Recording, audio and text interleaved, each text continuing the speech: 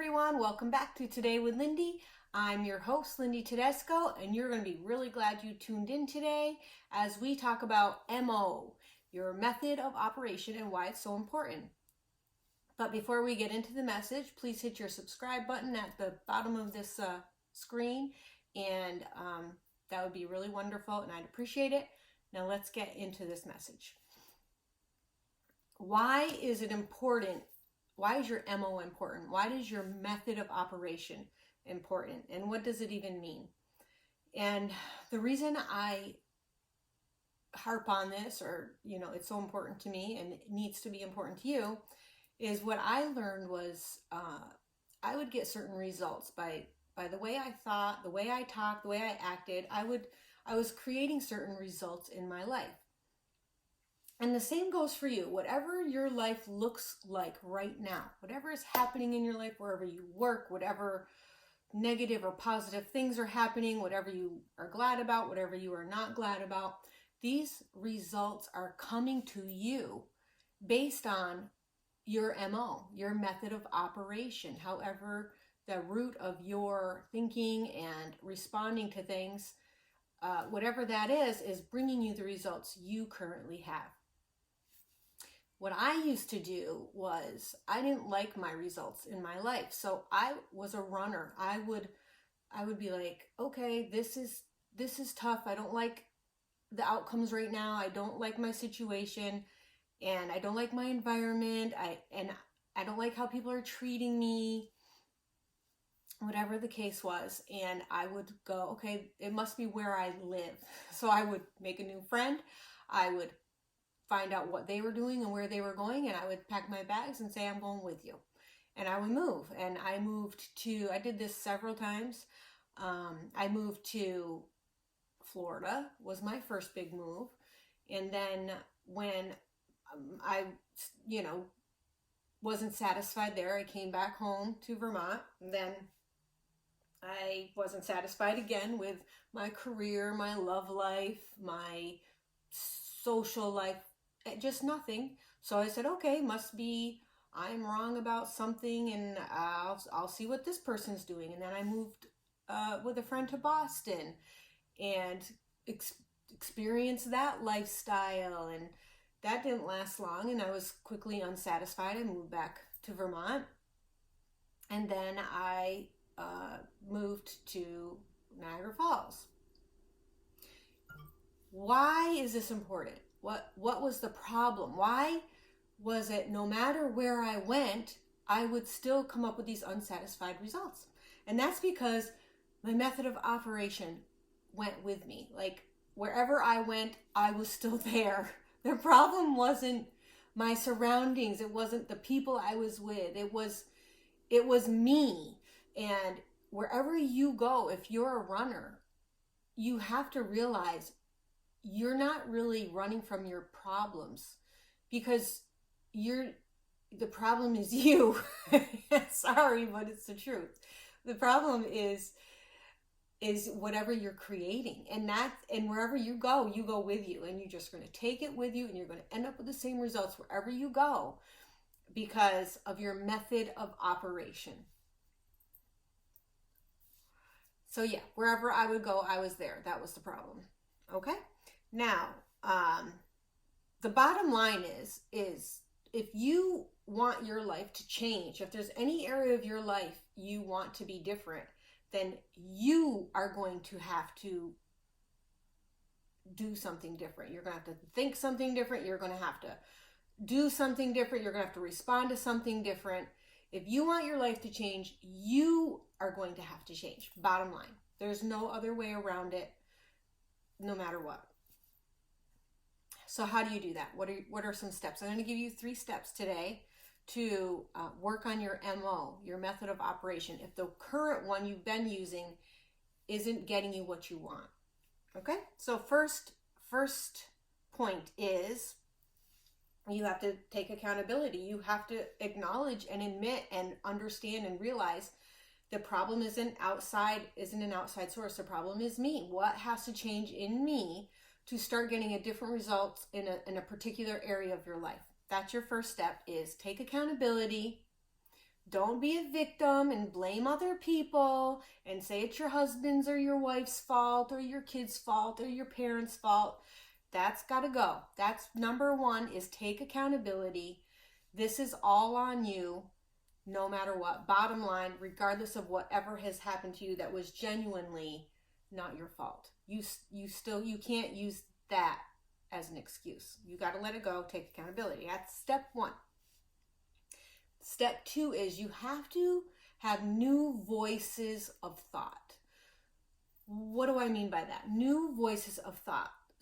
What a lot of us don't realize is all through our day, there are voices going on constantly all around us, whether it's coworkers and they're talking about certain things. It could be negative, it could be positive. Whether it's you go to a family event and there's a certain way that people talk. Some families carry a very negative vibe and they talk about it more when they're together. Others are more of a positive joining, and but those are all voices. The point is, these are all voices that create thought. They're voices of thought. Maybe it's music that you're listening to and you don't realize it. I mean, how many times have we been in a store or something and we come out humming a song that we don't even realize we're hearing?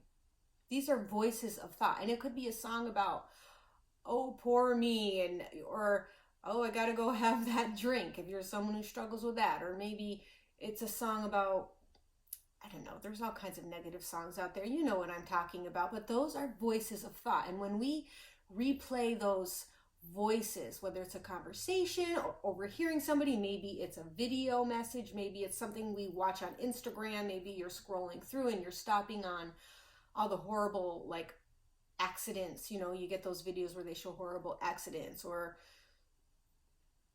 I don't know, bad things. There's a lot of negative voices on social media, but there's also a lot of positive ones. So that's step two, is to choose the positive voices of thought. It could be songs that are uplifting. It could be making sure that if you're around a gathering of people and the conversation is very negative and complaining, particularly I find this in work environments more. If there's a group, it's so tempting to want to be a part of the group and get in and kind of jump on a negative, can you believe this is happening, blah, blah, blah. But really we should walk away from those. And they're not positive, they're not uplifting, they're not going to help anything. Maybe it's, again, social media, huge. I love to find positive voices to create positive thought in me. I go to YouTube, messages like these, and reprogram my thinking to learn to think and act positive and to get good results. I'm interested in a healthy body and a healthy diet and looking great as I get older. So I love to watch videos about exercises, different recipes and foods and workout videos and beauty care, things like that. All those are positive things to create new voices of thought. So that's step two, new voices of thought. And this is step three. This is very, very, very important. I mean, you can't control all the voices. I mean, they're going on all over the place wherever we go. So sometimes they're there and we don't realize that it's a negative one.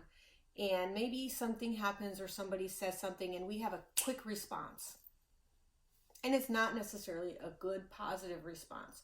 So step three is to learn to be quick to listen, but slow to speak.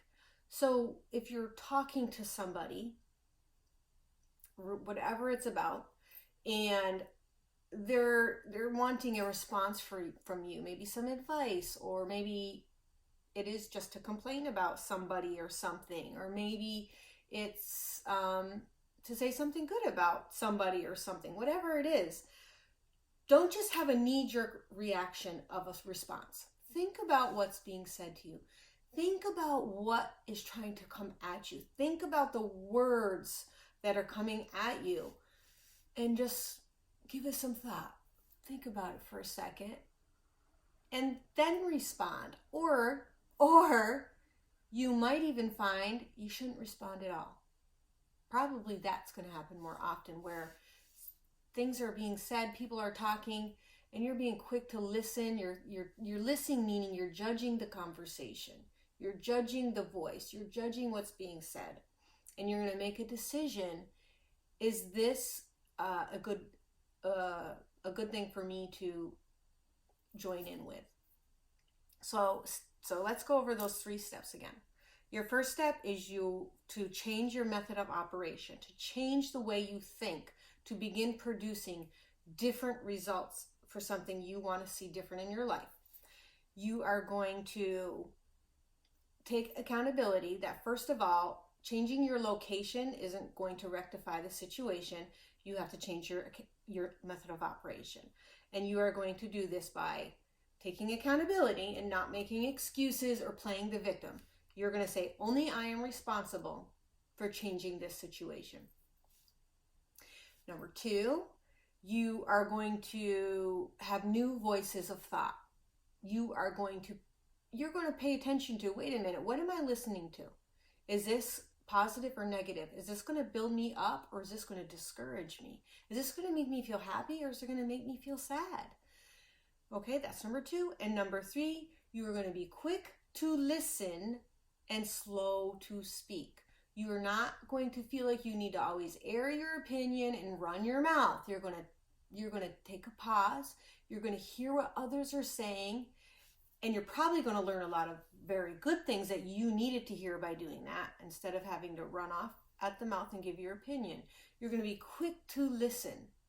And you're going to judge what's being said. Is this good or bad? Is this positive or negative? Is this person know more than me and I should just listen and learn and not have to come right back with a rebuttal, whether against or for, but listen and then respond after you've chewed on it for a while. Okay? 3 easy steps. Change your circumstances. You need to change your method of operation. Okay, that's it.